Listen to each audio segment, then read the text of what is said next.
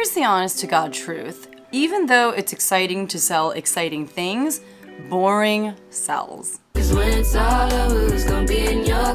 Hi everyone, my name is Becky Park. I'm a part-time reseller on a variety of reselling platforms, and in today's video, we are talking about an entire week of sales on a variety of reselling platforms. And once again, I'm going to warn you that this is a pretty old video as far as what sold videos are concerned. We are talking about the week of September 4th through the 10th because life has been crazy and I have not gotten caught up on my what sold videos yet. And while there are some of you who are like, just don't make them unless they're very recent, some of you have also said that you'll just watch them because you like them and you don't really care how old they are. So honestly, kind of for my own sake, I'm just going to get caught up. And if you are not into that, you can definitely not finish this video, and I won't take it personally because I understand. And for real, literally what I plan on doing is just filming and prepping these what sold videos all week long so that I get caught up, and then I will do my very best to stay caught up for the rest of the year because I know that it can be very frustrating when I'm talking about sales from forever ago. But I do kind of feel like the main lesson or the main takeaway from this what sold video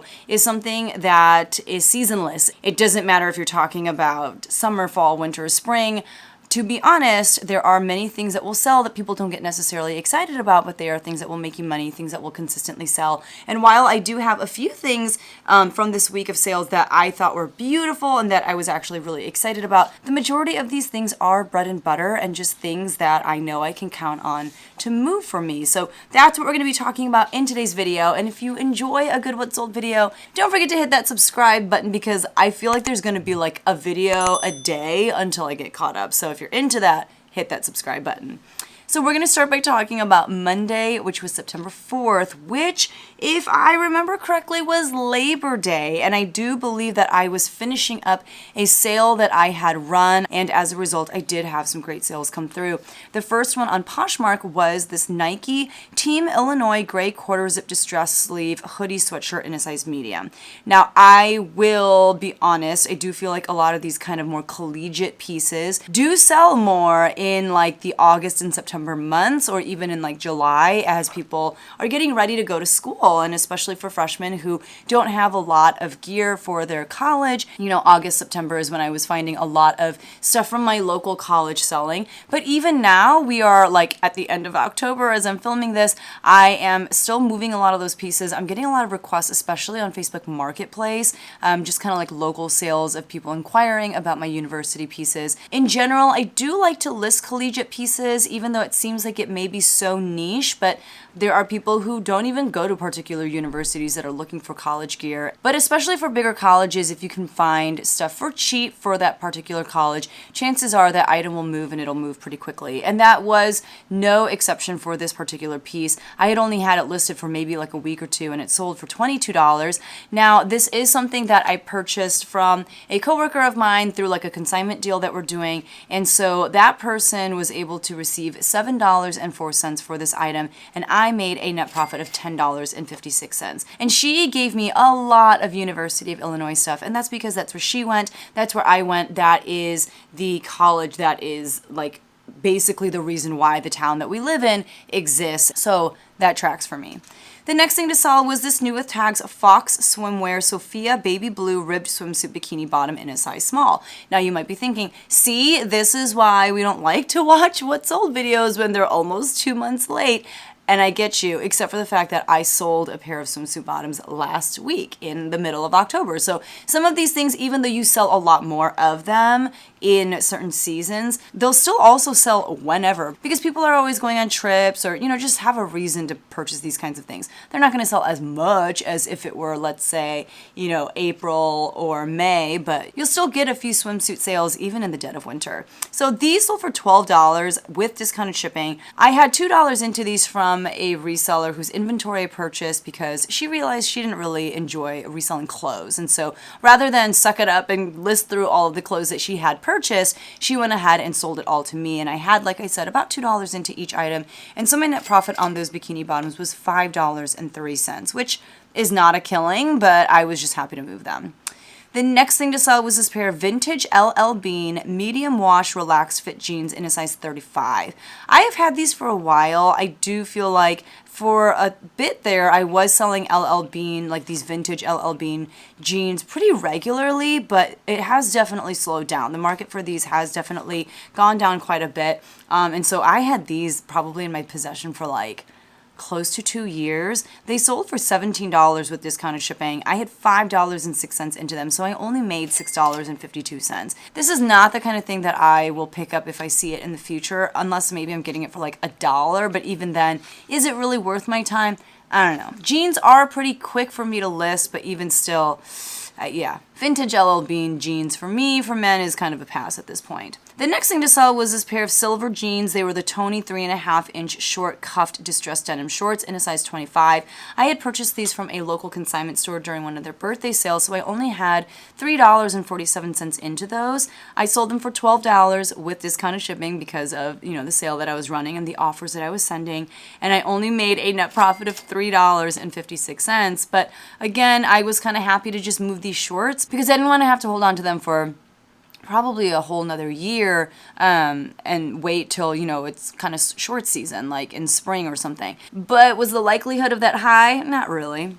The next thing to sell was this Calvin Klein blue cap sleeve ruched career dress in a women's size 6. That sold for $17. I had $3.92 into it from somewhere. I did not write down where, so I'm not quite sure where, but I think it was from a reseller buyout that I did 2.5 years ago at this point. I believe this is from like a half pallet that I purchased off of someone, and I made a net profit of $7.66.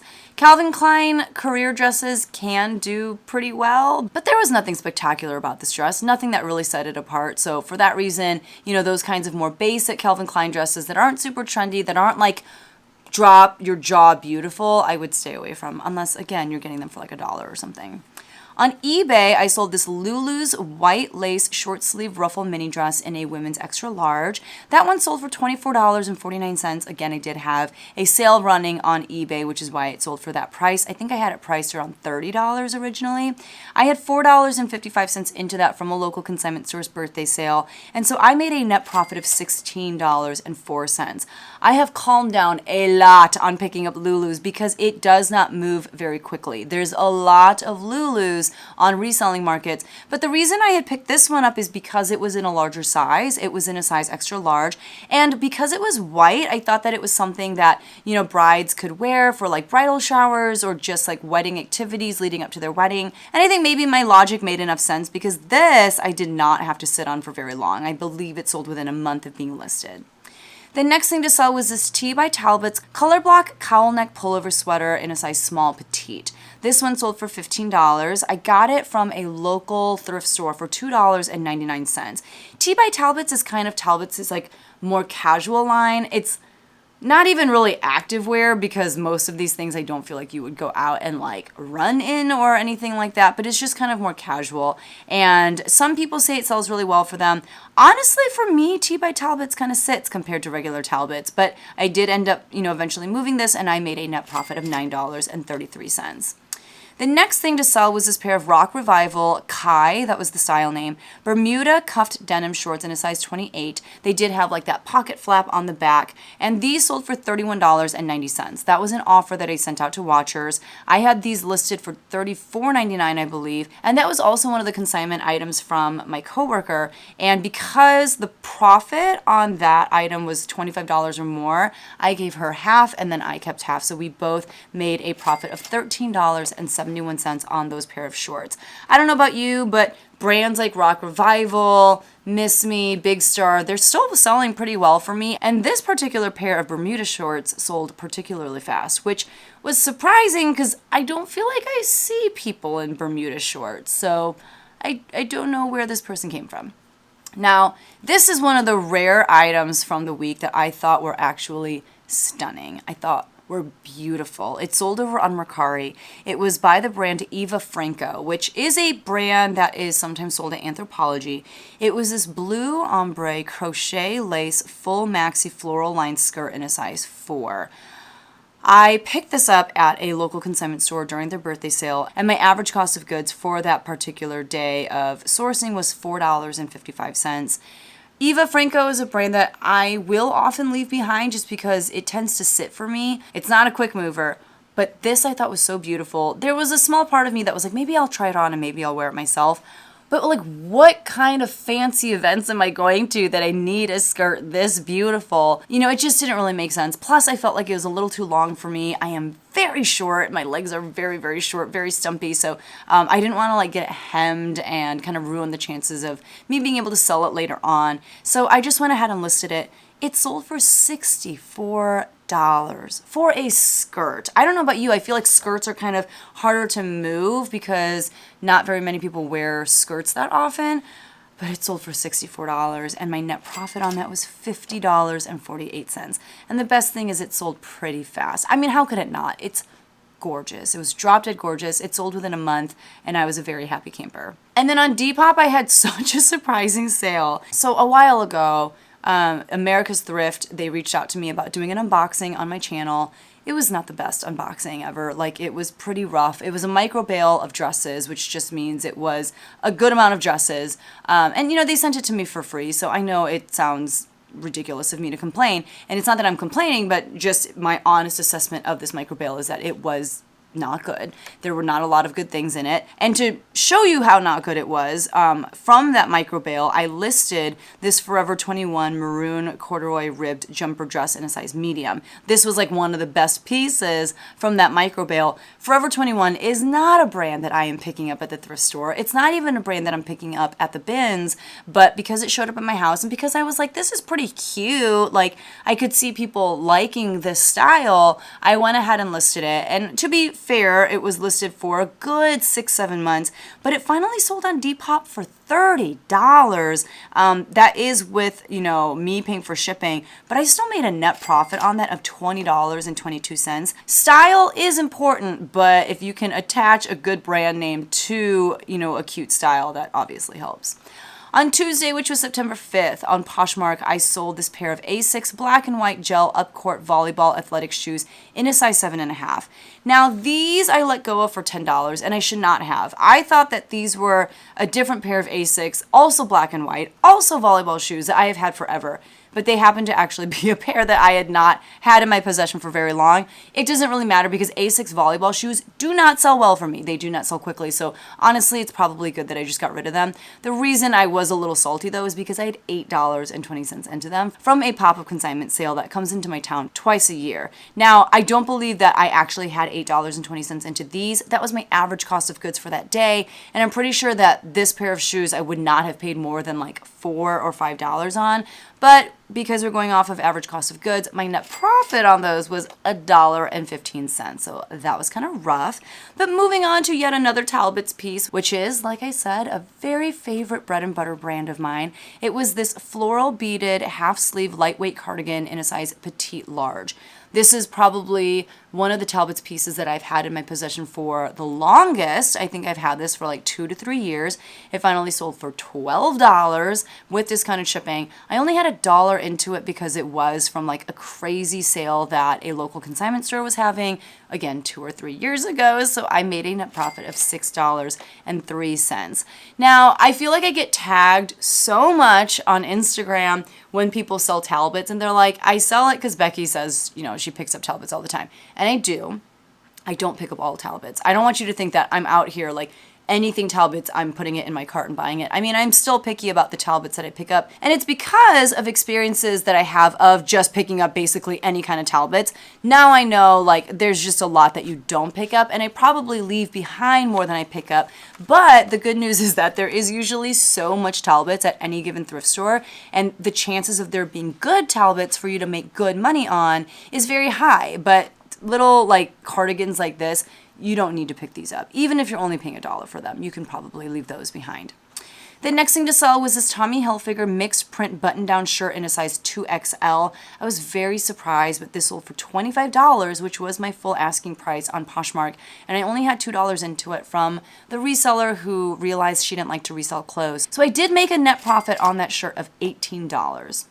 On eBay, I sold this The Big Bang Theory Sheldon Bazinga t-shirt in a size small. It was by the brand Ripple Junction, which sells a lot of merchandise for like TV shows, movies, like that sort of thing. I have been doing auctions on like really stale listings just to get them out of my store. And this one I had a starting bid of $1.99 on. I got that one bid and the person just took a while to pay, which is why I'm talking about the sale this week on like Tuesday. They bid on it the Sunday prior, but I had $2.99 into it from a local thrift store. So I actually lost $2.24 on it. I was just trying to move it and hopefully get some good feedback. Just kind of like boost myself in the algorithm a little bit by, getting people to look at my store through my auctions. I don't know, just doing all the things and taking the loss because I just needed to get rid of that shirt. On Wednesday, which was September 6th on eBay, this was kind of surprising to me. I sold this dress by the brand J. Jill. It was this magenta sleeveless collared button-up midi dress in a size 1X, which is why I picked it up. J. Jill in plus sizes can do so well. However, this had a huge flaw that I hadn't noticed until I got it home to photograph. I think I actually noticed it when I was filming the haul. I believe, with it being a longer dress, that it had been dragging on the floor from the rack at the consignment store that I had purchased it from. And I think when they would like wheel the rack around, especially because it was part of a clearance sale that they were running, it was like a sidewalk sale. So they would wheel this rack from the inside of the store to right outside in front of their store on the sidewalk. I think in that process, the dress got caught like under the wheel, and so there was a big hole and like rip in the dress. Rather than just kind of, donate it, I was like, okay, I'm just going to take pictures of the flaw. I'm going to disclose it. I'm going to put the word flawed in caps in the listing title, and I think it'll still sell. And it did. It sold for $13.99 on eBay. I had $5.50 into it, which was a bummer, but that's because I didn't know of the flaw, and that's how much I was willing to pay for it when I thought that it was in good condition. So I did still make a net profit of $6.01. Obviously, I would have left it behind had I known about the flaw, but at least I did make some money on that. And then on Depop, I sold this pair of We The Free Revival denim joggers. They were in the color threadbare blue in a size medium. These were from my coworker, and they sold for $33.60 on Depop. And because the profit was under $25, I gave her 40% of the profits, which was $8.72, and I was able to keep $13.07 as my profit. And those sold pretty fast, which I was surprised by because I feel like We The Free, that Free People line, it does sit for quite some time for me, but those actually moved very quickly. And I guess I'm not super surprised in that they seem very comfy. They are like a great neutral pair of pants, but I just wasn't them expecting to move that quickly, like within 2 weeks of being listed. On Thursday, which was September 7th, on Poshmark, I sold this pair of Carhartt black blended twill work chino pants in a size 30 by 34 for men. I picked up like 10 pairs of these pants at a local garage sale because the woman was giving them away for so cheap. I had about $1.50 into each of them, and they've been selling very consistently. This is a great example of a bread and butter piece. It's not exciting. It's not like I made a killing off of these, but I was able to move them, and it wasn't a lot of work to get these listed. They sold for $17 with discounted shipping. I made a net profit of $10.08. I made my $10 and I moved on with my life. The next thing to sell was another bread and butter brand, this time a shoe brand. It was Collection by Clarks. They were these brown leather lace-up Oxfords for men in a size 9.5. I got these at a birthday sale at a local consignment store for $3.47. They sold for $24, and again, those actually did sell pretty quickly. These are a great example of like the kinds of things that people need versus things that people get excited about, and I made a net profit of $15.73. The next sale on Poshmark was this pair of Iman black global chic soft knit fitted flare pull-on pants in a size extra large. This was not a very exciting sale either in that they sold for $10. I had $2 into them from the reseller who didn't like to resell clothes, and so I made a net profit of $5.05. But like I had two identical pairs of pants by this brand. It's like that model. She's Sudanese. I don't remember. Beautiful, like tall, very striking. And I didn't know she had a clothing line, but I had this pair of black pants, and then I had a pair of like new with tags green ones.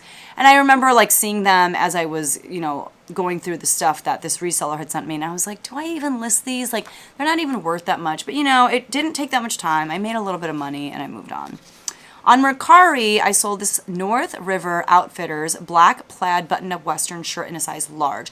This was from that same reseller, so I had $2 into them. It sold for $16 on Mercari, and I made a net profit of $11.29.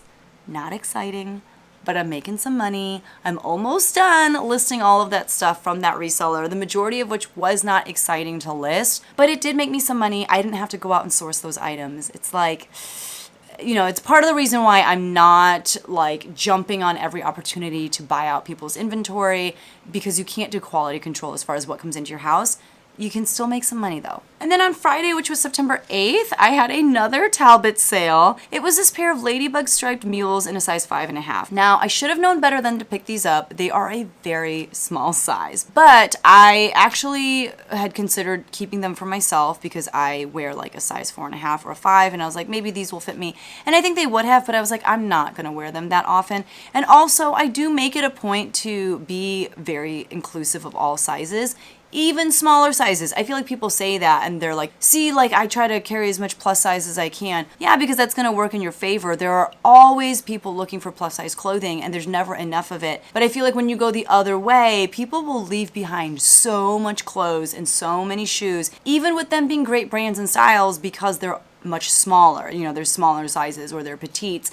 And then as a result, there are people like me who need those small sizes, and just not very many people are carrying those sizes. So I do try to make it a point to carry all sizes, whether it's plus size, whether it's petite, extra small, size 5.5 shoes, what have you. But, you know, these did sit for a bit, maybe like at least half a year. But they did finally move for $18 with discounted shipping. I had $3.99 into them from a local thrift store, and I made a net profit of $8.39.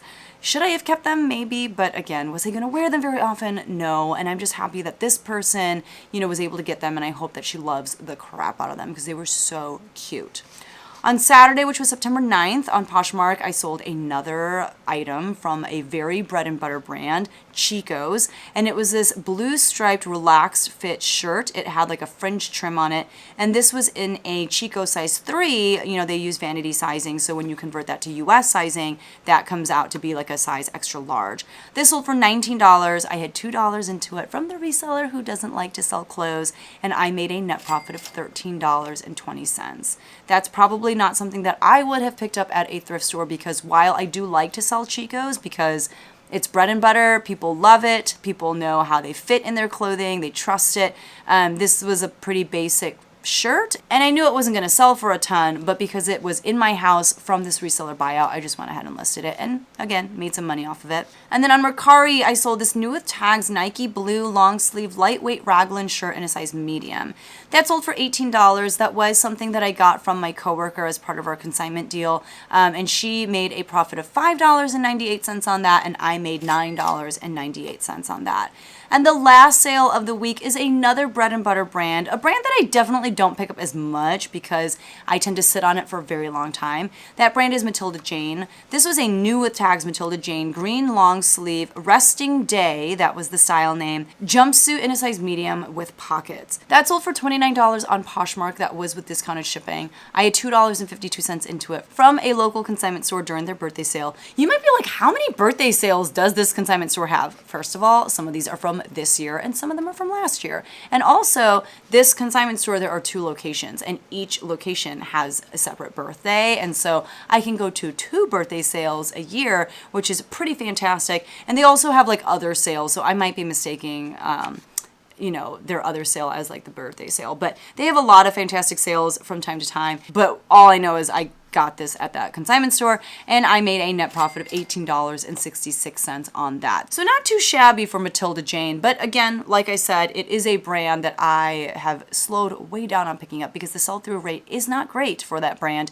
and I tend to sit on items for a very long time from Matilda Jane as a result. So let's talk about my numbers. I sold 24 items across 4 different platforms. The first one being Poshmark, where I sold 14 items for a gross sales amount of $244. When you factor in Poshmark's fees and the fact that I did offer discounted shipping for a lot of those items due to running a sale and just using my, Chrome extension Posher VA to send out offers for me, that means that total dropped to $175.49. My cost of goods for those 14 items was $48.17. And so my net profit for the week was $127.32. On eBay, I sold 5 items for $87.37. When you factor in eBay's fees, that total dropped to $72.59. My cost of goods on eBay was $29.74, and so my net profit on eBay was $42.85. On Mercari, I sold 3 items for a gross sales amount of $98, and that's largely in part due to that Eva Franco skirt. The amount drops to $83.28 when you factor in Mercari's fees. My cost of goods for those 3 items was $12.53, and so my net profit for the week was $70.75. I sold 2 things on Depop, so it was a pretty strong Depop week, and that was for a gross sales amount of $63.60. I did pay for shipping for both of those items, and there are fees on Depop, and so that total dropped to $42.01. My cost of goods for those 2 items was $8.72, and so my net profit for the week on Depop was $33.29. So in total, I sold 24 items for a gross sales amount of $492.97. That amount dropped to $373.37 after you factor in shipping and fees. My cost of goods for the week was $99.16. So my grand total, my net profit for the week, was $274.21. Which is not amazing, but that's what happens when you're selling primarily bread and butter for not a lot of money and when you are not doing a very good job listing. So that's what was going on with my sales at the beginning of September. And never disclosed my August number. So in the month of August, I made a net profit of $2,220.75. So year to date, at the end of August, I had made a net profit thus far of $11,918.10. It is very shy of where I want to be, which I think my goal is supposed to be like 23,000 at that point. Like, we're not going to hit our goal of $40,000 in net profit this week. There is just no way, especially considering how October has been going and just all these things. I've just not been able to do very much. And for me, I can't even say that like sales are just slow. I just have not been able to put very much into my reselling business. And that's because work has gotten busy in a way where it was never this busy in the years past. Like, also I'm, having to remember that like in there was like COVID years, and that was not real teaching. That was not like me at school, like doing all the things. And, COVID was a lot easier in terms of like the workload that I had as a teacher, as a choir teacher. That's not to say that it was easier for all teachers, because it absolutely was not. But as a choir teacher, I was not doing as much then. And even like kind of post-COVID, it was kind of everyone slowly getting back into the swing of things. But this year has been insane as we've been planning for, this trip to Disney that we're taking in December. And then like all the preparation that we did to be a part of this contest to sing with the band Foreigner. We did actually win that contest, in case you didn't hear the great news. And I'll put a little clip here of my kids singing with the band Foreigner. It was so cool.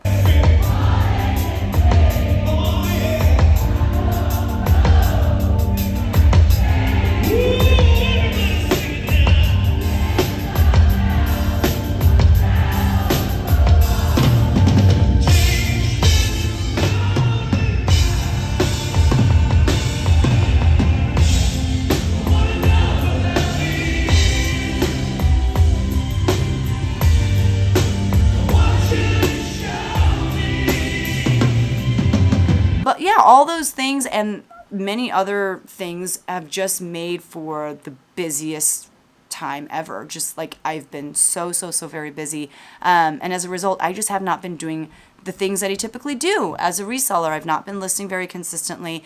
Obviously, I have not been doing a great job on my YouTube channel of keeping up with things like my What Sold videos consistently, and that's because work has been kicking my butt. But in a good way. Like, I'm enjoying it. I love the kids. We're doing a lot of really great things, but the other kind of parts of my life have been suffering a little bit. You only have so many hours in a day, and I'm not mad about where those hours have been going. Let's just put it that way. But also it has been affecting my numbers, and that's why. Regardless, thank you so much for watching. Like I said, be on the lookout for daily what sold videos until I get caught up. That's my goal, is to just pump these out and then stay on top of it so that I don't get this behind again. But if you watched this far, that's because you're a real one. Thank you. I love you, and I will see you in the next one. Bye.